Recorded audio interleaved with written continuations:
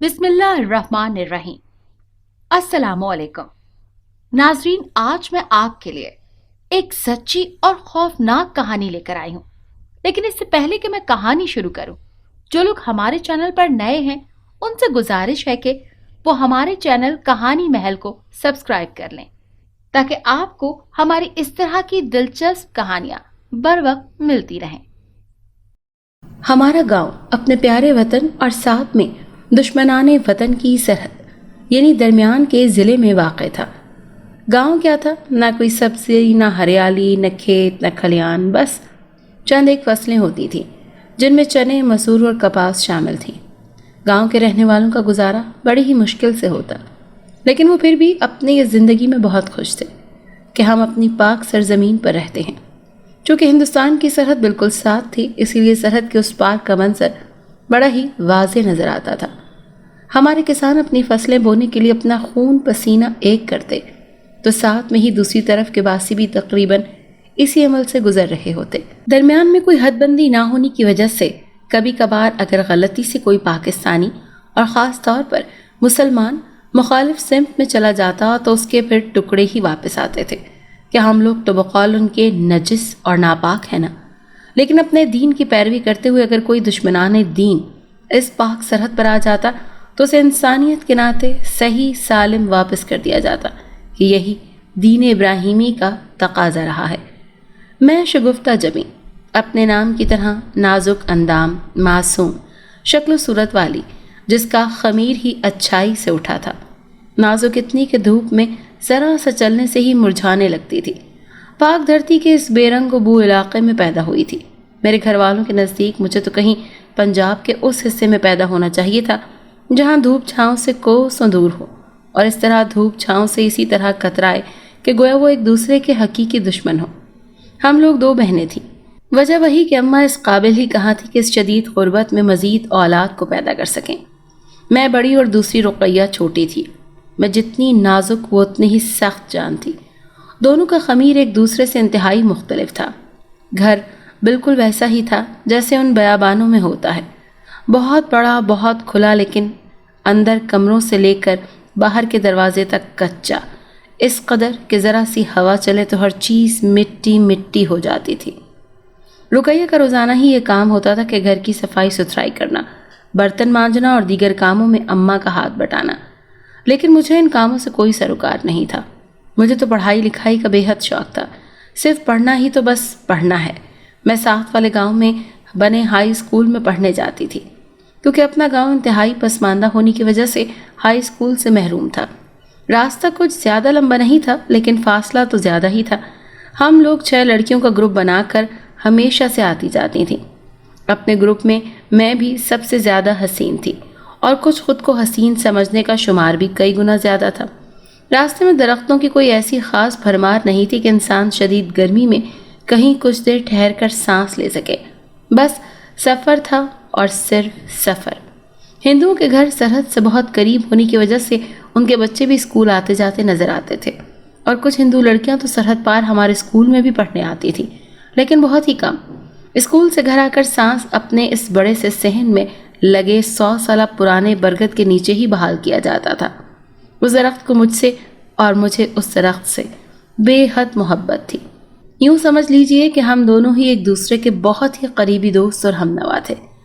अम्मा सरे शाम ही दरख्त के करीब जाने से हमेशा से रोकती थी, लेकिन मैं भी अपने नाम की एक ही थी। बार बार उस दरख्त के नीचे जाना, पूरे दिन का हाल अहवाल बयान करना एक आदत सी बन गई थी। असर और मगरिब के दरमियान सरहद पार से मंदिर की तरफ से बनती घंटियाँ, वेद पढ़ती औरतें और भजन गाते पुजारी अजीब सा सर बखेर देते थे। लेकिन एक अजीब सी बात थी कि जैसे ही मंदिर में रौनक लगने लगती, हमारे बरगद के दरख्त में भी अजीब सी हलचल होने लगती, और साथ में चलती ठंडी हवाएं तो एक ज़रूरी अमर होता था। अम्मा की साथ में हिस्स हमेशा से ही इस बात पर उनको उकसाती थी कि इस बरगद और मंदिर का आपस में बहुत गहरा ताल्लुक़ है, और मैं हमेशा हंसी में इस बात को उड़ा देती थी कि ऐसा कैसे मुमकिन है। अम्मा को हमेशा से ही दुखों ने चाट लिया हुआ था।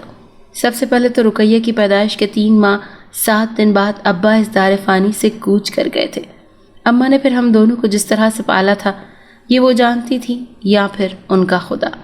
लेकिन बड़ी बाहिम्मत औरत थी कि घर का सारा बोझ न जाने कैसे उठाए फिरती थी।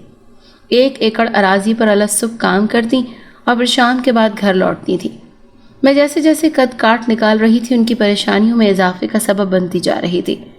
उनके मुताबिक वो किस तरह से हमारा फ़र्ज़ अदा करेंगी, ये सोच उनको वक्त से बहुत ही पहले बूढ़ा कर रही थी।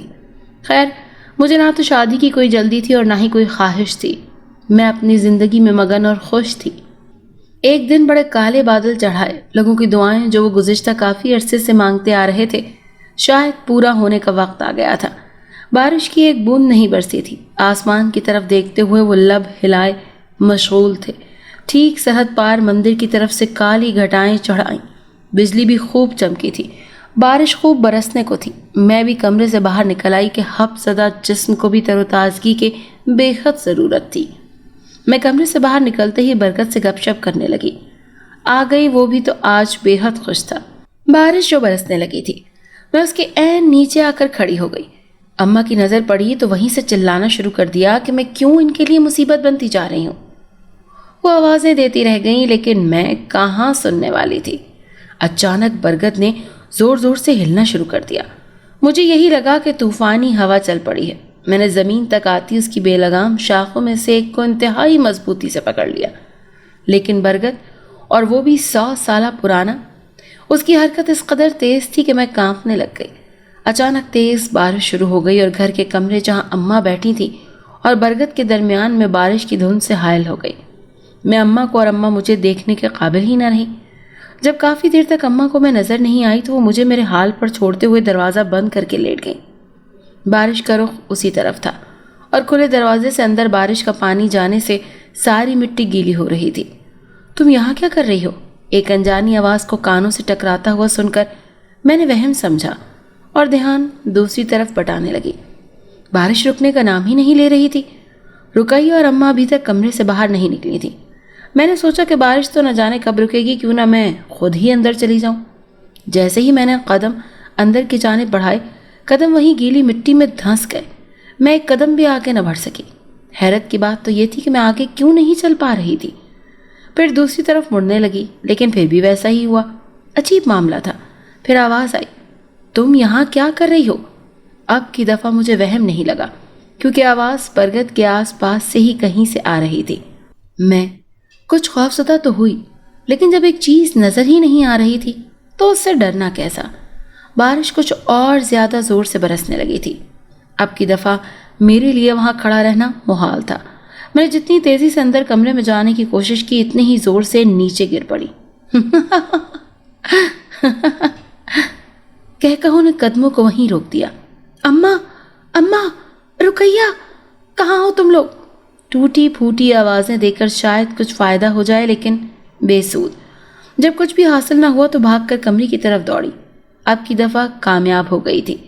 कमरे की तरफ इतनी शिद्दत से भागी कि दरवाज़ा इतने धमाके से खुला कि बेचारी अम्मा की आंख खुल गई। मेरे सारे कपड़े मिट्टी से भरे पड़े थे। ज़मीन पर गिरने की वजह से मुंह भी मिट्टी से भर गया था। रुकैया ने चादर में से मुंह बाहर निकाल कर देखा तो बेख्तियार हंसने लगी। ये क्या हालत बनाई हुई है? उसके बाद अम्मा धाड़ी, पागल हो गई है क्या? साथ में बहुत सारा कीचड़ भी अंदर ले आई है। गिर गई थी क्या? हाँ अम्मा, गिर गई थी, मैंने शर्मिंदगी छुपाते हुए कहा। तो चैन से कभी बैठ जाया करना। और तुम्हें कोई काम है या नहीं? अम्मा और भी मज़ीद कुछ बोलती, कुछ कहती रही, लेकिन मैं अनसुनी करती हुई दूसरे कमरे में लिबास तब्दील करने चली गई। बारिश होती रही, मंदिर में घंटियां बजती रहीं और सबसे हैरत अंगेज़ बात यह थी कि बरगद की हरकत भी 1 मिनट के लिए बंद नहीं हुई थी। और यही बात अम्मा के लिए सबसे परेशान कुन थी। मैं जब कमरे में आई, मुझे वाज़े तौर पर लगा कि मेरी चारपाई पे पहले से कोई मौजूद है।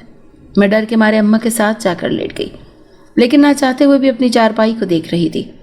उस पर बिछी चादर पे पड़ी सिलवटें वाज़े अंदाज में जाहिर कर रही थी कि यहाँ पे या तो कोई सोया हुआ था या फिर अभी भी कोई मौजूद है। अपनी चारपाई पे जाओ ना, यहाँ क्या कर रही हो मेरे साथ? अम्मा ने मेरे चेहरे की जानिब देखते हुए कहा। मैं कुछ देर के बाद चली जाऊंगी, मैंने हल्के से जवाब दिया। अम्मा ने शायद कुछ आंखों में खौफ को महसूस कर लिया था, बस फिर कुछ नहीं बोली और चुपके से लेटी रहीं। शगुफ्ता, बरगद के नीचे मत जाया कर, کتنی دفعہ کہا ہے کہ پرانے درختوں پر ہمیشہ ہی کچھ نہ کچھ ایسی طاقتیں آ جاتی ہیں جن کا ہماری دنیا سے کوئی تعلق نہیں ہوتا۔ تم بات کو کیوں نہیں سمجھتی؟ اگر کسی روز کوئی جن بھوت چمٹ گیا تو پوری زندگی روتے ہوئے گزر جائے گی، اور پھر تم… ابھی بات اماں کے منہ میں ہی تھی کہ میرے کہکہے بلند ہونے لگے۔ ارے اماں، مجھ پہ کوئی جن بھوت عاشق ہو جائے گا کیا؟ ہائے کتنا اچھا ہوگا نا اماں، پھر ہم اس سے کہیں گے کہ ہمارے سارے مسائل حل کر دیں، ہماری غربت ختم کر دیں۔ اماں پھر تو میں کہتی ہوں کہ جنوں بھوتوں سے کہو کہ مجھ پہ عاشق ہو ہی جائیں۔ اماں کو میری اس بات پر اس قدر شدید غصہ آیا کہ انہوں نے مجھے دھکا دے کر اٹھا دیا کہ اٹھ جاؤ اپنی چارپائی پر جاؤ، اور جس دن کچھ ایسا ہو گیا نا تو روتی ہوئی میرے پاس نہ آنا۔ پھر کس کے پاس جاؤں گی؟ اپنے اسی برگد کے پاس چلی جانا، یہی تمہیں پھر پناہ دے گا۔ نکمی اولاد، ذرا سا جو ماں کا احساس ہوا ہو انہیں۔ اماں بڑبڑاتی رہیں نہ جانے کب تک، اور میں ہولے ہولے مسکراتی رہی کہ میری ماں بھی کس قدر سادہ ہے، ابھی تک جن بھوتوں پر یقین رکھتی ہے۔ اگلی صبح میں اسکول جانے کے لیے تیار ہو رہی تھی۔ رقیہ ناشتہ بنا رہی تھی۔ وہ اسکول کو 8ویں کے بعد اللہ حافظ کہہ چکی تھی، کیونکہ اس کے مطابق یہ پڑھائی وڑھائی اس کے بس کی بات نہیں تھی۔ بس پھر میں نے بھی کہا کہ جو پڑھنا نہیں چاہتا وہ گھر سنبھالے، کیونکہ میں نے تو اماں کو صاف بتا دیا تھا کہ میں اگر پڑھوں گی تو مجھ سے یہ گھر کے کام نہیں ہوتے اماں، اور اماں بھی جانتی تھی کہ اس سے بحث کا کوئی فائدہ نہیں، اسی لیے وہ بیچاری رقیہ کو ہی گھر کے کاموں میں لگائے رکھتی۔ اب رقیہ گھر کا بھی سارا کام کرتی اور ساتھ میں باہر کھیتوں کا کام بھی دیکھتی تھی۔ میں تیار ہو کر اسکول جانے لگی تو ہمسائے میں سے کشور بھی آ گئی۔ وہ بھی میری کلاس فیلو تھی۔ ہم دونوں ایک ساتھ ہی نکلتی تھی، جبکہ دوسری 4 لڑکیاں راستے میں ہمارے ساتھ ملتی تھی۔ جو ہی میں برکت کے پاس سے گزری مجھے ایسا لگا جیسے کوئی ابھی ابھی برکت سے نیچے اترا ہے اور میرے ساتھ چل پڑا ہے۔ مجھے کوئی غلط فہمی لگی تھی، یا شاید واقعی کوئی میرے ساتھ چلنے لگا۔ کشور، میری آواز پہ وہ چونکی۔ میں شاید اسے کچھ بتانے ہی والی تھی کہ ایک سایہ سا لہراتا ہوا برکت پہ واپس چلا گیا۔ میری آنکھیں اگر دھوکہ نہیں کھا رہی تھی تو جس انداز میں میری چارپائی پہ اس بارش والی شام سلوٹیں پڑی ہوئی تھیں، اسی سائے کا ہولہ کچھ ان سلوٹوں جیسا ہی تھا۔ کیا بات ہے؟ آواز کیوں دی تھی؟ کشور کو کافی دیر کے بعد ہوش آئی کہ میں نے اسے آواز بھی دی تھی۔ میں کوئی جواب دیے بنا خاموشی سے چلنے لگی۔ اسکول اپنے گاؤں سے 2 میل دور تھا۔ راستے میں درختوں کی بڑی کمی تھی، کیونکہ کچھ سال پہلے سرحد پار میں رہنے والے بنے ہندوؤں نے کچھ زیادہ ہی طاقتور ہو کر کچے راستے کے دونوں اطراف میں لگے درختوں کو بڑی بے دردی سے کاٹا تھا اور سمندری راستے سے انہیں دوسرے ملک میں بیچ ڈالا تھا، کیونکہ ان درختوں کی قیمت بہت زیادہ تھی۔ ہم نے کبھی بھوت دیکھے ہیں؟ میں نے اچانک ہی کشور سے سوال کیا۔ نہیں، میں نے تو نہیں دیکھے۔ تم نے دیکھے ہیں؟ نہیں، میں نے بھی نہیں دیکھے، اور نہ ہی مجھے دیکھنے کا کوئی شوق ہے۔ تم بس جلدی چلو کیونکہ ہمیں دیر ہو رہی ہے، اس نے مجھے تیز آواز کے ساتھ کہا۔ صاف لگ رہا تھا کہ وہ ڈر گئی ہے۔ لیکن کشور، یہ ہوتے تو ہیں نا؟ میں کہاں ان کی جان چھوڑنے والی تھی۔ ہاں بھائی، ہوتے ہیں، کیونکہ ہم ان کے وجود سے انکار نہیں کر سکتے۔ شگفتہ، بس کرو اب یہ جنات پہ سوال۔ اب تم جلدی چلو ورنہ ہمیں دیر ہو جائے گی۔ میں اس کے ساتھ تیز تو چلنے لگی، لیکن میری سوئی وہیں پہ اٹکی ہوئی تھی کہ اگر جنات ہیں تو نظر کیوں نہیں آتے؟ اگر نہیں ہیں تو لوگ، خاص کر اماں، کیوں کہتی ہیں کہ یہاں وہاں آس پاس ہر جگہ پر موجود ہوتے ہیں، پر ہر کسی کو نظر نہیں آتے؟ ابھی انہی سوچوں میں غرق ہم اسکول پہنچ گئی۔ وہاں استانی جی سے یہ سوال کرنے کا ارادہ کیا۔ اب اسکول، اور خاص طور پر پرانے اسکول، تو اس بات کے لیے مشہور ہوتے ہیں کہ وہاں جنات کا بسیرا ہوتا ہے، خاص طور پر واش رومز میں، اور اکثر لڑکیاں وہیں پہ ہی ان کا شکار ہوتی ہیں۔ میں نے جب استانی جی سے یہ بات پوچھی تو انہوں نے کہا کہ بالکل جنات ہوتے ہیں، اور خاص طور پر پرانے اور گھنے درختوں پہ تو بکثرت پائے جاتے ہیں۔ اسی اثنا میں اپنے گھر کا گھنا اور پرانا برگد آنکھوں کے سامنے گھوم گیا۔ استانی جی، تو یہاں تک بتا دیا تھا کہ جنات بھی انسانوں کی طرح مذہب پرست ہوتے ہیں، جیسا کہ کچھ ہندو ہوتے ہیں، کچھ کافر، اور بہت سارے مسلمان بھی ہوتے ہیں۔ میں تو شاید ابھی کچھ اور بے شمار سوالات کرتی، لیکن چھٹی کی گھنٹی بجنے لگی اور ہم درمیان والی جلدی سے باہر نکلنے لگے۔ اگست کی چپکنے والی گرمی، ہپ زدہ ماحول اور ہواؤں کے چلنے کا کہیں بھی پتہ نہ ہو تو 2 قدم چلنا بھی محال لگتا ہے۔ ہم لوگ جیسے ہی اپنے گاؤں میں جانے والی سڑک پر پہنچے تو کشور کی طبیعت اچانک خراب ہو گئی۔ وہ شدت گرمی کی وجہ سے سڑک پہ ہی ایک طرف بیٹھ گئی۔ جمیلہ بھی ہمارے ہی گروپ میں ہوتی تھی۔ وہ بھاگ کر سڑک کنارے لگے نلکے سے تازہ پانی ایک پلاسٹک کی بوتل میں بھر کر لائی اور ہم نے کشور کو پلایا۔ پانی پینے سے اس کی کچھ آنکھیں کھلی تو صحیح، لیکن وہ اٹھ ہی نہیں پا رہی تھی۔ کتنی ہی دیر وہاں بیٹھے رہے، وہ مکمل طور پر بے ہوش تھی۔ اسے بے ہوش دیکھ کر میرے اپنے ہوش اڑتے جا رہے تھے۔ اسے ایک دم سے کیا ہو گیا؟ جیسے تیسے کر کے ہم اسے ہوش میں لائے اور پھر گاؤں کی طرف چل پڑے۔ ایک نیم مردہ لڑکی کو لے کر چلنا جان جوکھم کا کام تھا۔ جو فاصلہ 1 گھنٹے میں طے ہوتا تھا وہ ہم نے 2.5 گھنٹوں میں طے کیا۔ لیکن گھر پہنچتے ہی سامنے کا منظر اس قدر جان لیوا تھا کہ کشور کو اس کے گھر پہنچایا اور پھر میں بھی مرے قدموں کے ساتھ گھر کی جانب چل پڑی۔ جیسے ہی میں گھر میں داخل ہوئی، سامنے کا منظر میرے لیے دیکھ کر بے ساختہ حلق کے بل چیخ نکلتی اور بھاگ کر گئی۔ برگد کی کئی شاخیں زمین پر ٹوٹی پھوٹی پڑی تھیں۔ میری چیخیں سن کر اماں بھاگتی ہوئی آئیں اور کہنے لگیں، کیا ہوا ہے؟ جب انہیں پتہ چلا کہ میں برگد کے غم میں گھل رہی ہوں تو خاموشی سے اپنے کام میں مگن ہو گئی۔ کچھ بھی نہیں کہا۔ ان کے نزدیک یہ کوئی اتنی بڑی بات نہیں تھی، لیکن میں مردہ اور افسردہ دل کے ساتھ اسے دیکھتی جا رہی تھی۔ بڑی مشکلوں سے اداس دل کے ساتھ اٹھی اور بنا کچھ کھائے اوندھے منہ چارپائی پر لیٹ گئی۔ پتہ نہیں رات کی کس پہر آنکھ کھلی تو درخت پر وہی ایک مہم سا سایہ نظر آیا۔ بے اختیار اس کو پیٹنے کو دوڑی، کیونکہ اس سائے نے ہی میرے برگد کی یہ حالت کی تھی۔ اماں اور رقیہ دنیا سے بے خبر سو رہی تھی۔ میں نے جیسے ہی اس سائے کو پیٹنا شروع کیا، ہلکی ہلکی چیخیں سنائی دینے لگیں۔ غور سے سنا تو برگد رو رہا تھا۔ میں نے اپنے ہاتھ روک لیے۔ کچھ ہی دیر میں ایک ننھا سا سایہ میرے سامنے آ کر کھڑا ہو گیا۔ اس نے بے اختیار میرا ہاتھ پکڑ لیا۔ اس ننھے سے سائے میں سے اس قدر طاقت تھی کہ میں اپنی جگہ سے ہل بھی نہیں سکی۔ کون ہو تم؟ میں نے ہمت کر کے پوچھا۔ میں تو دھرم لال ہوں، اس برگد کا مالک اور اس مندر کا پرانا پجاری۔ اس نے ایک ہی سانس میں بتا دیا۔ میرے برگد کا یہ حشر تم نے کیا ہے؟ میرے پوچھنے پر وہ ہنسنے لگا۔ میں نے ہی کیا ہے، وہ ڈٹائی سے بولا۔ لیکن کیوں کیا تم نے ایسا؟ میں نے دوبارہ ہمت کر کے پوچھا۔ بس میں نہیں چاہتا کہ میرے گھر میں کوئی اور میرے سوا رہے۔ جب کافی دیر ہم دونوں باتیں کرتے رہے تو رقیہ دور برآمدے میں کھڑی یہ سب دیکھ رہی تھی۔ اس نے اماں کو بڑے ہی خوفناک انداز میں پکارا۔ اماں! وہ بیچاری بھاگتی ہوئی آئیں اور مجھے وہیں پہ کھڑے دیکھ کر ششدر رہ گئیں۔ ارے یہ تو نامراد سو رہی تھی، یہاں کیا لینے آئی ہے؟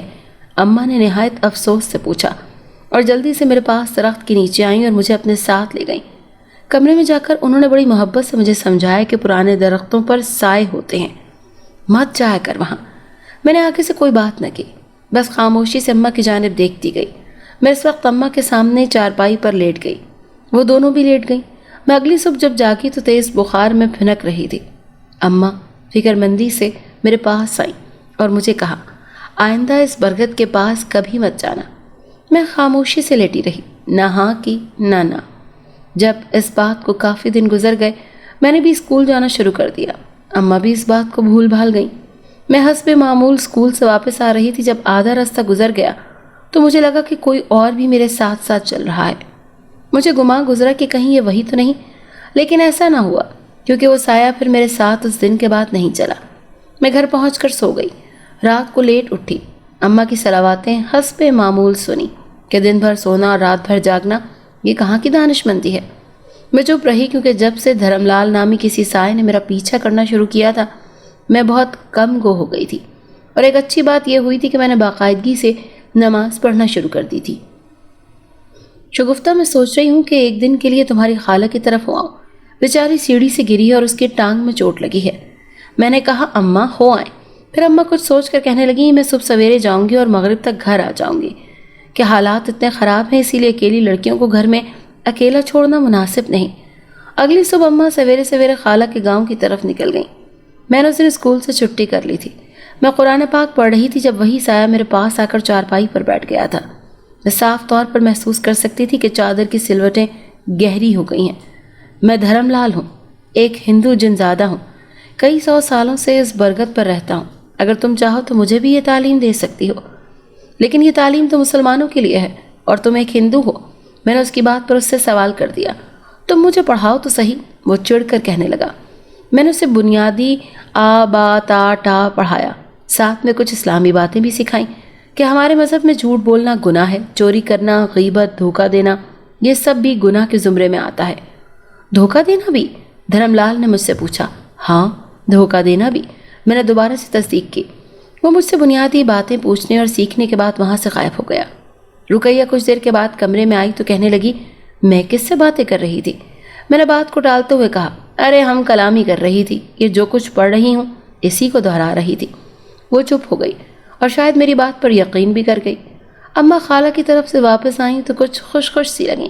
ہم نے وجہ جاننے کی کوشش کی تو کہنے لگی، وقت آنے پر بتاؤں گی۔ رات کو جیسے ہی 12 بجے مجھے ایسے لگا جیسے کوئی میرے کانوں میں سرگوشی کر رہا ہے۔ میں نے جو ہی کروٹ بدلی وہ میرے سامنے ہی کھڑا تھا، پیلی پگڑی باندھ کر۔ کیوں آئے ہو یہاں؟ میں نے ادھر ادھر دیکھتے ہوئے پوچھا۔ ڈرو مت، کوئی بھی مجھے نہیں دیکھ سکتا۔ تم نے دن میں وعدہ کیا تھا کہ تم رات کو پڑھاؤ گی مجھے، وہ کسی اچھی امید کے تحت کہنے لگا۔ ارے اس وقت؟ میں نے اماں کی طرف دیکھتے ہوئے کہا۔ ہاں نا، اس وقت ہی پڑھا دو۔ میں نے اسے کہا کہ وہ باہر چلے، میں آتی ہوں۔ کچھ دیر کے بعد میں باہر گئی۔ وہ برگد کے نیچے بیٹھا میرا انتظار کر رہا تھا۔ میں نے اسے ٹا سے آگے پڑھایا، پھر کچھ بنیادی تعلیم دی، کچھ دیر تک اسے پچھلا سبق سنایا اور پھر میں اندر کمرے میں آ گئی۔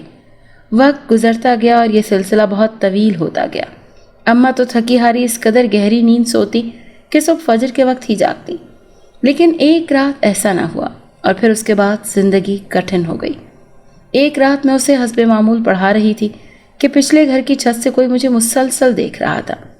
میں نے کوئی خاص توجہ نہ دی، حسب معمول پڑھا کر اپنی چارپائی پر واپس آ گئی۔ اگلی صبح پچھلے گھر والی ایک عورت ہمارے گھر آئی اور کہنے لگی کہ شگفتہ رات بھر کسی سے ملتی ہے، باتیں کرتی ہے اور بہت زیادہ ہنستی بھی ہے۔ اماں نے یہ سب سننے کے بعد کھا جانے والی نظروں سے مجھے گھورا اور اس ہمسائی کی موجودگی میں تو ضبط کر کے بیٹھی رہی، لیکن وہ جیسے ہی اٹھ کر گئی تو مجھ سے پوچھنے لگی، یہ سب کیا ماجرا ہے؟ میں نے بات کو چھپانے کی حتی الامکان کوشش کی اور اماں سے کہا کہ ایسا کچھ بھی نہیں ہے، لیکن اماں کو شروع سے ہی میری بات پر کم اور لوگوں کی باتوں پر زیادہ یقین رہتا تھا۔ اماں نے اخیر کر دی مجھے پوچھنے میں اور میں نے بھی اخیر کر دی چھپانے میں۔ آخرکار اماں ہار گئیں اور میں کہتی کہ آئندہ مجھے ایسی کوئی شکایت نہ ملے۔ میں نے بھی اس بات میں سر ہلا دیا۔ دن گزرتے گئے، دھرم لال کا باقاعدگی سے میرے پاس آنا اور دینی تعلیم حاصل کرنا اور میری ہر بات کو ماننا، یہ سب اس نے زندگی کا مقصد بنا لیا تھا۔ میں اس کی کچھ حرکتوں پر کبھی کبھار کچھ پریشان بھی ہو جاتی تھی، مثلاً کہ اگر وہ کبھی کبھی پڑھنے سے دل اچاٹ کر لیتا تو پھر بالکل بھی نہیں پڑھتا تھا۔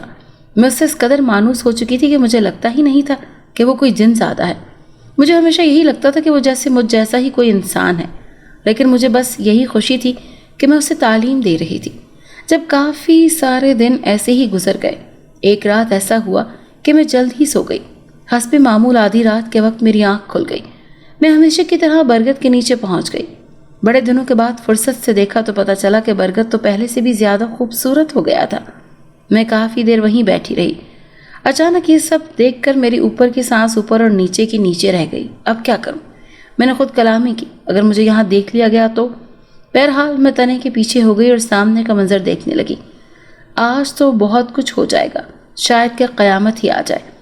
لیکن سکون کا سانس تو تب لیا جب اماں کافی دیر کے بعد باہر نہ آئیں۔ اس کا یہ مطلب تھا کہ وہ نیند میں ہی کہیں چلتی ہوئی باہر آئی تھی اور اب ایسے ہی واپس چلی گئی تھی۔ میں نے اپنے بال بچنے پر اللہ کا لاکھ لاکھ شکر ادا کیا۔ اس رات دھرم لال نہیں آیا۔ میں نے پوری رات اس کا انتظار کیا، لیکن وہ نہیں آیا۔ پھر میں نے تہجد کی نماز پڑھی۔ مجھے لگا کہ شاید وہ ابھی آ جائے گا، لیکن ایسا نہ ہوا۔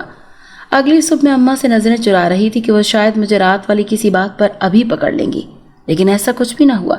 میں آج پھر اسکول کے لیے تیار نہ ہوئی۔ کشور مجھے بلانے بھی آئی، لیکن میں نہیں گئی۔ طبیعت میں عجیب سا بوجھل پن تھا۔ بار بار نگاہیں برگد کی جانب اٹھ جاتی تھی۔ جیسے ہی شام ہوئی میں نے رقیہ سے کہا کہ آج کھانا میں بناؤں گی۔ وہ بڑی حیران ہوئی۔ میں نے اسے حیرانگیوں کے سمندر میں چھوڑا اور خود کچن میں آ کے کھانا بنانے لگی۔ کچن میں بائیں دیوار میں لگی لکڑی کی کھڑکی برگد کے بالکل سامنے ہی کھلتی تھی۔ میں بار بار برگد کی جانب دیکھتی گئی کہ شاید ابھی دھرم لال آئے، لیکن ایسا بالکل نہ ہوا۔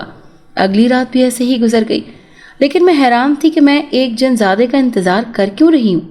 پھر 3 راتیں ایسی ہی گزر گئیں۔ مجھے لگا شاید وہ اپنی دنیا میں واپس چلا گیا ہو۔ پھر ایک شام کو خالہ خالو ہمارے گھر آئے اور میرا ہاتھ اماں سے مانگا۔ اماں تو شاید اسی انتظار میں تھی، فوراً سے ہاں کر دی۔ مجھ سے بھی پوچھنا مناسب نہیں سمجھا۔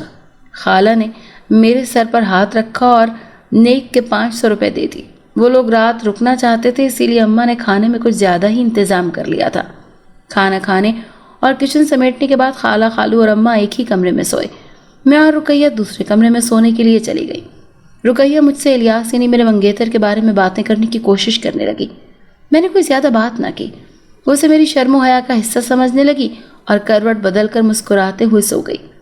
ابھی رات نہ جانے کتنی گزری تھی کہ میری چارپائی کو کسی نے زور سے ہلایا۔ میں نے جو ہی کروٹ بدلی، میرے سامنے دھرم لال کھڑا تھا، لیکن آج اس کے سر پر پگڑی نہیں تھی، نہ ہی ماتھے پر تلک تھا۔ وہ بڑی سادگی سے مسکراتے ہوئے مجھے ہی دیکھ رہا تھا۔ میں نے اس کو پاس دیکھا۔ رقیہ بے خبری میں سو رہی تھی اور اسے بتایا کہ گھر میں مہمان آئے ہوئے ہیں، لیکن وہ بضد تھا اور چاہتا تھا کہ ہم وہیں برگد کے نیچے جا کر پڑھیں۔ میں چاروں ناچار بڑی مشکل سے اٹھی اور دبے قدموں برگد کی طرف چل پڑی۔ کچھ دیر گزری تو میں نے اسے اتنی راتیں غائب ہونے کی وجہ پوچھی۔ اس نے بتایا کہ وہ اپنی جنات وادی میں گیا ہوا تھا اور اس نے بتایا کہ وہ اب کبھی بھی وہاں واپس نہیں جائے گا، وہ اپنے گھر والوں کو بتا آیا ہے۔ میں اس کی یہ بات سن کر پریشان ہو گئی، کیونکہ میں تو یہ چاہتی تھی کہ اس کو کافی تعلیم دے دی۔ اب بہتر یہی ہے کہ وہ اپنے ملک میں واپس چلا جائے، لیکن وہ تو کچھ اور ہی کہہ رہا تھا۔ اس نے مزید مجھ سے کچھ دینی باتیں سیکھیں اور پوچھنے لگا کہ آپ کے مذہب میں شادی کے لیے کیا ضروری چیز ہونی چاہیے۔ میں نے فوراً سے کہہ دیا کہ لڑکی اور لڑکا مسلمان ہوں، سب سے پہلی اور ضروری شرط یہی ہے۔ وہ یہ سن کر مسکرا اٹھا۔ میں اس کے مسکرانے کی وجہ نہ جان سکی۔ خیر، میں اسے انبیاء کے قصے سناتی رہی اور سب سے آخری نبی صلی اللہ علیہ وآلہ وسلم کی تعلیم کا حاصل بھی بتا دیا۔ وہ بڑا ہی متاثر نظر سے مجھے دیکھ رہا تھا۔ کافی دیر بیٹھا باتیں پوچھتا رہا، پھر کچھ کہنے لگا۔ اب آپ جائیں، آرام کریں، میں کل آؤں گا۔ ابھی وہ گیا ہی تھا کہ اچانک برآمدے میں کسی چیز کے ٹکرانے سے کچھ آواز پیدا ہوئی۔ میں جلدی سے برآمدے کی جانب لپکی۔ وہاں پڑی پیڑھی سے خالہ کا پیر ٹکرا گیا۔ وہ بڑی ہی عجیب نظروں سے مجھے دیکھ رہی تھی۔ میں سمجھ گئی کہ آج تو سارا راز کھل جائے گا۔ میں خاموشی سے سر جھکائے پاؤں کے ناخنوں سے مٹی کو کھرچنے میں مگن تھی، جب وہ کافی دیر میرے چہرے کی جانب دیکھتے ہوئے بولی کہ شگفتہ، تم وہاں برگد کے نیچے کیا کر رہی تھی؟ ان کے ایک اس سوال نے میرے چہرے کا رنگ فاق کر دیا۔ میں کافی دیر خاموش رہی تو وہ میرے چہرے کو بغور دیکھتے ہوئے بولی، میں نے کچھ پوچھا ہے خالہ، وہ وہاں پہ۔ ارے کیا وہاں پہ؟ ارے میں نے وہاں شام کو چپل اتاری تھی، وہ تو تم نے نہیں کہیں دیکھی۔ اچانک میرا سانس واپس آیا۔ میں کیا سمجھ رہی تھی اور خالہ کیا پوچھ رہی تھی؟ جی خالہ، آپ کی چپل میں نے اٹھا کر آپ کی چارپائی کے پاس رکھی تھی، ارے وہ مجھے وہاں ملی ہی نہیں، تبھی تو یہاں میں ٹکرا گئی تھی اس پیڑھی کے ساتھ۔ میں بھاگ کر کمرے میں گئی اور خالہ کو ان کی چپل لا کر دی۔ خالہ نے چپل پہنی اور واپس کمرے کی طرف چل دی۔ صبح اٹھتے ہی رات والے واقعے کو میں دہرانے لگی اور اللہ پاک کا شکر ادا کیا کہ کسی کو کچھ علم نہیں ہوا۔ لیکن کب تک، آخر کب تک یہ سب چھپا رہے گا؟ اس سوال کا جواب بھی پھر جلد ہی مل گیا۔ خالہ صبح ناشتے کے بعد چلی گئیں اور جلد شادی کی تاریخ لینے کے لیے پھر سے آنے کے لیے کہا۔ اس رات دھرم لال آیا اور اس نے میرے سامنے کلمہ پڑھ لیا۔ وہ کلمہ پڑھتے ہوئے انتہائی پاک باز اور نکھرا سا لگ رہا تھا۔ تو ہمارے کلمے میں اس قدر طاقت تھی، مجھے کس قدر شدت سے اپنے مذہب پر پیار آیا تھا۔ پھر وہ کچھ دیر بیٹھا رہا اور اس نے مجھے جو بات کہی وہ میرے سر پہ ہتھوڑے کی مانند لگی۔ میں تو سوچ بھی نہیں سکتی تھی کہ دھرم لال ایسی بات بھی کر سکتا ہے۔ دھرم لال تم، میں نے کچھ کہنے کے لیے ابھی لب کھولے ہی تھے کہ اس نے میری بات کاٹ دی اور کہنے لگا کہ دھرم لال نہیں، میرا نام آج سے حسن ہے، میں نے اپنا اسلامی نام رکھ لیا ہے۔ حسن، یہ جو تم سب کچھ کہہ رہے ہو نا، یہ ہرگز کسی بھی صورت میں ممکن نہیں ہے۔ لیکن جب میں نے آپ سے اس رات پوچھا تھا تو آپ نے یہی کہا تھا کہ شادی کرنے کے لیے مسلمان ہونا ضروری ہے۔ حسن نے بے دھڑک مجھ سے کہا۔ بالکل میں نے کہا تھا، لیکن مسلمان ہونے کے ساتھ ساتھ انسان کے ساتھ شادی کرنے کے لیے انسان کا ہونا بھی ضروری ہے۔ میں نے اسے نہایت محبت سے سمجھانے کی کوشش کی۔ یہ آپ نے نہیں کہا تھا کہ انسان ہی ہونا لازم ہے، آپ نے مسلمان ہونے کا کہا تھا کہ وہ لازم ہے۔ تو دیکھ لیجئے، میں مسلمان ہو گیا ہوں، اب آپ کو مجھ سے شادی ہر صورت میں کرنا ہوگی۔ مجھے ان تمام راتوں کی ملاقات میں سے آج پہلی دفعہ حسن سے شدید خوف محسوس ہوا تھا۔ وہ رو دینے کو تھا، لیکن وہ تو ایک جن تھا، اگر کوئی اس کی بات آرام سے نہ بھی سنتا تو اسے ظاہر ہے کہ وہ زبردستی بھی کر سکتا تھا۔ میں جہاں تک ہو سکتا تھا اسے سمجھاتی رہی، لیکن وہ نہیں مانا اور روٹ کر چلا گیا۔ اگلے کچھ دن وہ نہیں آیا۔ میں نے شکر ادا کیا کہ اب وہ نہیں آئے گا، لیکن یہ میری خام خیالی تھی، کیونکہ وہ پھر جس انداز میں آیا میں سوچ بھی نہیں سکتی تھی۔ ادھر خالہ کو بہت جلدی تھی مجھے بہو بنا کر گھر لے جانے کی۔ انہوں نے اماں سے 1 ہفتے کے بعد کی تاریخ طے کی اور کہا کہ اب رخصتی دے دو۔ میں ہر دن یہی دعا کرتی رہی کہ حسن واپس نہ آ جائے، اور ایسا ہی ہوا، وہ واپس نہیں آیا۔ میں دلہن بن کر الیاس کے گھر چلی گئی۔ پھولوں کی سیج سجی ہوئی تھی، خالہ کی کوئی بیٹی نہیں تھی، اسی لیے وہ خود ہی سارے انتظامات کر رہی تھی، مجھے کمرے تک چھوڑ رہی تھی۔ کچھ ضروری کھانے پینے کا سامان بھی بیڈ کے ساتھ رکھ دیا۔ میں سر جھکائے بیٹھی تھی کہ دروازہ کھلنے کی آہٹ سے میں نے ذرا سے جنبش کی۔ دولہا آہستہ آہستہ میرے قریب آ رہا تھا، میں اور سمٹ کر بیٹھ گئی۔ جب وہ میرے قریب بیٹھ گیا تو سائڈ پر پڑے پھل کھانے لگا۔ مجھے کچھ عجیب تو لگا لیکن خاموش رہی۔ پھر اپنی قمیض کی جیب سے کچھ نکالنے لگے۔ میں خوش ہوئی کہ منہ دکھائی کی رسم ہونے لگی ہے۔ جو ہی انہوں نے اپنا ہاتھ آگے بڑھایا میں نے بھی ہاتھ آگے کر دیا۔ جو ہی وہ میری انگلی میں انگوٹھی پہنانے لگے میرے دل میں خراش چیخ بلند ہوئی۔ میں بے ہوش ہو گئی کیونکہ وہاں تو الیاس کے بجائے میری چیخ سن کر نہ جانے کون کون میرے کمرے میں آیا۔ مجھے کچھ علم نہیں، میں شاید 3 دن تک بے ہوش رہی یا 4 دن تک، کچھ خبر نہیں۔ جب مجھے کچھ ہوش آیا تو میرے ارد گرد اگربتیوں کی تیز خوشبو کے ساتھ ساتھ گلاب کی پتیوں کی خوشبو بھی رچی بسی تھی۔ میں نے نظریں اٹھا کر دیکھنے کی کوشش کی تو سامنے میری اماں اور رقیہ کھڑی تھی۔ دائیں جانب خالہ خالو اور میرے بائیں جانب الیاس کھڑے تھے۔ میرے ہوش میں آتے ہی سب نے بے تحاشا سوال کر دیے سوائے الیاس کے۔ وہ جھکے سر کے ساتھ میرے پیروں کی طرف ہی دیکھتے جا رہے تھے۔ کچھ کہے بنا خالہ اٹھی اور مجھے دم والا پانی پلانے لگی۔ ان کے مطابق میں 4 دن کے بعد ہوش میں آئی ہوں۔ اماں میرے صدقے واری جا رہی تھی کہ شکر ہے کہ مجھے ہوش تو آیا۔ خالو نے پوچھا کہ بیٹی کیا ہوا تھا تمہیں؟ میں کچھ بھی نہ بولی، بس خاموشی سے سب کے چہروں کو دیکھتی گئی۔ ان کے مطابق میں بہت بری طرح ڈر گئی تھی۔ سب کی تسلی و تشفی کے بعد میں نے پھر سے آنکھیں موند لی۔ سب باری باری باہر جانے لگے، صرف الیاس کمرے میں تھے۔ وہ بڑی محبت سے مجھے میری طبیعت کا پوچھنے لگے۔ میں نے جھکی نظروں سے ہی انہیں جواب دیا، میں اب کچھ بہتر ہوں۔ وہ کچھ دیر پاس بیٹھے ادھر ادھر کی باتیں کی اور باہر جانے لگے۔ ذرا بھی وہ باہر جانے کے لیے اٹھنے ہی لگے تھے کہ میں نے بے اختیار انہیں روک دیا کہ باہر مت جائیں، مجھے ڈر لگتا ہے۔ وہ مسکراتے ہوئے پھر سے میرے پاس بیٹھ گئے اور مجھ سے پوچھنے لگے کہ اس رات کیا ہوا تھا۔ میں نے تو اس رات کو یاد ہی نہیں کرنا تھا، لیکن وہ بضد تھے کہ انہیں بتاؤں کہ اس رات کا واقعہ کیا ہوا تھا۔ میں نے ذہن پہ زور ڈالتے ہوئے انہیں بتانے کی کوشش کی۔ میں یہی بتا رہی تھی کہ جب وہ کمرے میں آئے تو میں الیاس کو جب یہ بتا رہی تھی تو اچانک ہی میری نظر الیاس کے پاؤں کی جانب اٹھ گئی۔ بس پھر میں چیخ پڑی، اماں اماں خالہ! کچھ ہوش خبر نہیں تھی کہ میں کہاں ہوں اور کیا ہو رہا ہے اور کیوں ہو رہا ہے۔ سب لوگ میری اس حالت سے بہت پریشان تھے اور وہ ساری صورتحال کا ذمہ دار الیاس کو ہی ٹھہرا رہے تھے۔ وہ بیچارے خاموشی سے ایک طرف بنا کسی جرم کے مجرم بنے کھڑے تھے۔ اب کی دفعہ میں بے ہوش ہوئی تو پورے 10 دن کے بعد ہوش میں آئی تھی۔ جب ہوش میں آئی تو میں آہن اماں کے گھر میں تھی۔ سامنے برگد کا پیڑ بھی کھڑا تھا اور وہ بھی اداس نظر آیا۔ اماں میرے ہوش میں آنے پہ میرے پاس آئیں اور پوچھنے لگیں کہ الیاس کو دیکھ کر ہی تمہیں کیا ہو جاتا ہے؟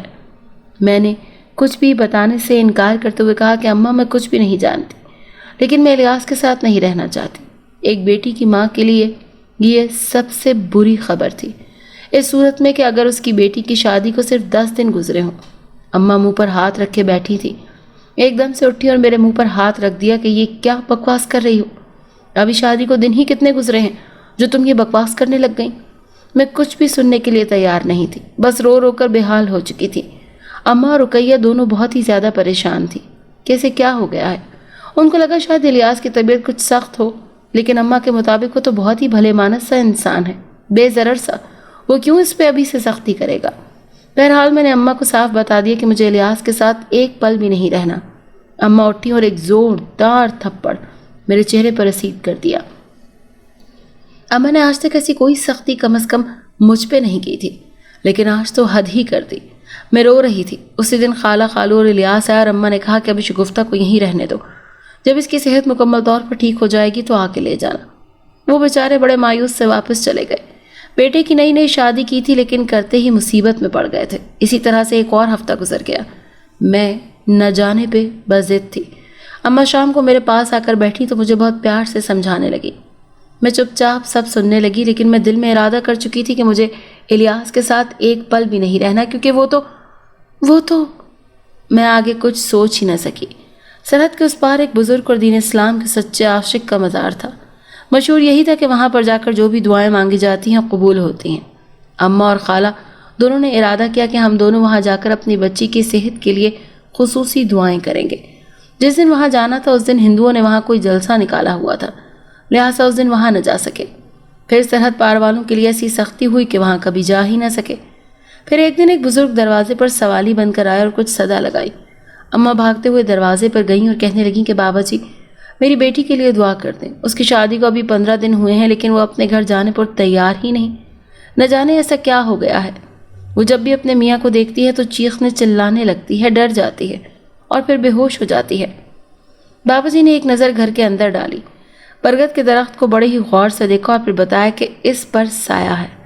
اماں کا تو دل دھک سے رہ گیا کہ اس پہ اگر سایہ ہے تو شگفتہ تو رات رات بھر جاگ کر اسی درخت کے نیچے گزارتی تھی۔ ان کو ساری بات سمجھ میں آ گئی اور انہوں نے بابا جی سے پوچھا کہ کیا اس کا کوئی توڑ نہیں ہے؟ توڑ ہے، کیوں نہیں ہے، لیکن وہ جو کوئی بھی ہے تمہاری بیٹی پہ عاشق ہے، وہ اس کی جان اب اتنی آسانی سے نہیں چھوڑے گا۔ اماں خوف کے مارے کئی قدم پیچھے ہٹ گئیں، زاروں قطار رونے لگیں کہ اب کیا ہوگا۔ بابا جی آپ تو اللہ والے ہیں، آپ ہی کچھ توڑ نکالیے نا، اماں نے التجا کرتے ہوئے کہا۔ کچھ ہی دیر میں وہ بابا جی اندر آئے اور سارے درخت کا جائزہ لیا۔ انہوں نے بتایا کہ اس پہ کوئی جن قابض ہے اور وہ کئی سالوں سے اس برگد پر رہتا ہے۔ وہ یہ سب بتا کر چلنے لگے اور کہا کہ عمل رات کو ہوگا، بڑا ہی سخت جن زیادہ ہے، کچھ وقت لگے گا لیکن بچی ٹھیک ہو جائے گی۔ ان کے جانے کے بعد خالو اور الیاس بھی آ گئے۔ شام کو سب بے صبری سے انتظار کرنے لگے۔ جیسے ہی شام ہوئی بابا جی حسب وعدہ آ گئے اور انہوں نے یہی کہا کہ شگفتہ کو یہاں برگد کے پاس لے آئیں۔ میں نیم مردہ حالت میں خوف کی ماری ہوئی برگد کے پاس چلی گئی۔ بابا جی نے عمل کرنا شروع کیا۔ انہوں نے الیاس کو بھی سامنے بلا لیا۔ جیسے جیسے وہ کچھ پڑھتے جاتے الیاس کے جسم پر تپش بڑھنے لگتی۔ کافی دیر تک یہی کچھ ہوتا رہا۔ بابا جی سمجھ گئے کہ معاملہ کیا ہے۔ انہوں نے الیاس کے گرد ایک حصار باندھا اور اسے تلقین کی کہ جب تک عمل پورا نہیں ہو جاتا اس سے باہر نہیں نکلنا، اگر باہر نکلے تو مشکل میں آ جاؤ گے۔ بابا جی نے اگربتیاں جلائیں، ارکے گلاب چھڑکا اور گلاب کی پتیاں بھی پانی میں بھگو کر پاس رکھ لیں۔ الیاس کو زمین پہ بٹھایا اور اس کے ارد گرد ایک چھڑی کے ساتھ گول دائرے میں حصار کاٹا۔ آپ سب کو کہہ دیا کہ دور ہو جائیں۔ بابا جی جیسے جیسے عمل کرتے جاتے الیاس بے آب ماہی کی طرح تڑپنے لگتا۔ عمل زیادہ زوردار ہو گیا۔ الیاس حصار کے اندر ہی مزید تڑپنے لگا۔ بابا جی زور سے بولے، نکل جا اس کے اندر سے، کیا چاہتا ہے اس لڑکے سے؟ کوئی اور نہیں بلکہ الیاس ہی بولے، میں الیاس نہیں دھرم لال تھا اور اب میں نے اسلام قبول کر لیا ہے، اب میرا نام حسن ہے، میں اب مسلمان ہوں اور میری شادی شگفتہ سے ہوئی ہے، الیاس کے روپ میں ہی ہوں جو کہ شگفتہ کو روز ملتا ہوں۔ یہ الیاس نہیں بلکہ میں ہوں اور میں کسی بھی قیمت پر شگفتہ کو نہیں چھوڑوں گا۔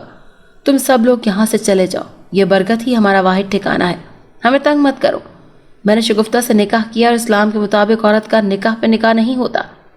الیاس کے روپ میں حسن جنزادہ سب کچھ بتایا جا رہا تھا۔ وہاں موجود سب لوگ ششدر رہ گئے کہ اب کیا ہوگا۔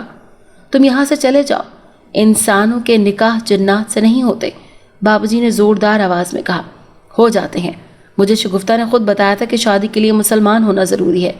جنزادے نے بابا جی کو ساری بات بتائی کہ کس طرح سے اس نے شگفتہ کو دی ہوئی دینی تعلیم کو حاصل کر کے مذہب اسلام قبول کیا۔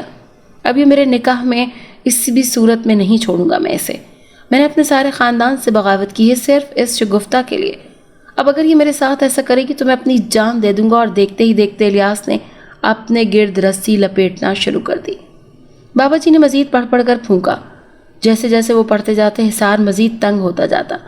وہاں موجود سب لوگوں نے اونچی آواز میں آیت الکرسی، درود پاک صلی اللہ علیہ وآلہ وسلم پڑھنا شروع کر دیا تاکہ اس افریح سے جان چھوٹ جائے۔ شگفتہ کو وہ ایک ایک رات یاد آنے لگی جب وہ دھرم لال کو پڑھاتی تھی اور پھر کیسے وہ دھرم لال سے حسن بنا۔ اس نے سچے دل سے الیاس کی صحت والی زندگی کی دعائیں مانگنا شروع کی۔ رقیہ جلدی سے گئی، وضو کیا، قرآن پاک لے آئی اور اونچی آواز میں سورہ جن پڑھنے لگی۔